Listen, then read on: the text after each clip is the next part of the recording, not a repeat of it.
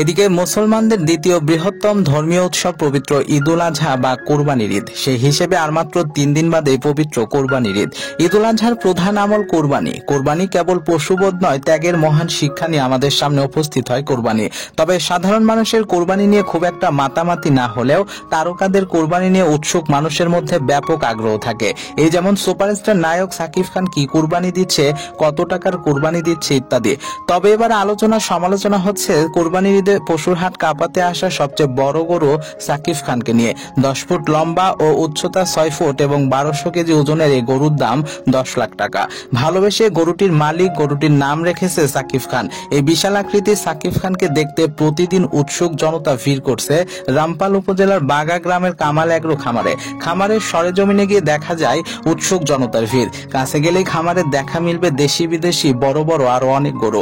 কুরবানিদের জন্য প্রস্তুত রাখা হয়েছে 30টি। প্রতিটি গরুর ওজন 350 থেকে 1200 কেজি। মাত্র 2 বছর 3 মাস লালন পালনে খামারে সাকিব খান নামের ওই গরুটি 1200 কেজি ওজন হয়েছে। সুঠাম দেহের অধিকারী, তাই তার নাম রাখা হয়েছে সাকিব খান।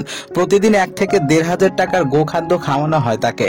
দর্শক, এ পর্যায়ে একটি কথা না বললেই নয়, এই চ্যানেলটির সমস্ত ভিডিও শুধুমাত্র বিনোদনের জন্য। চ্যানেলটির অনেক ভিডিওতে রূপক অর্থে অনেক সময় জনপ্রিয় নায়ক নায়িকা শিল্পী ও কলাকৌশলীদের নাম ও ছবি ব্যবহার করা হয়েছে, যা শুধুমাত্র বিনোদনের জন্য। তাই দয়া করে ভিডিওটি বিনোদন হিসেবে গ্রহণ করবেন। ধন্যবাদ।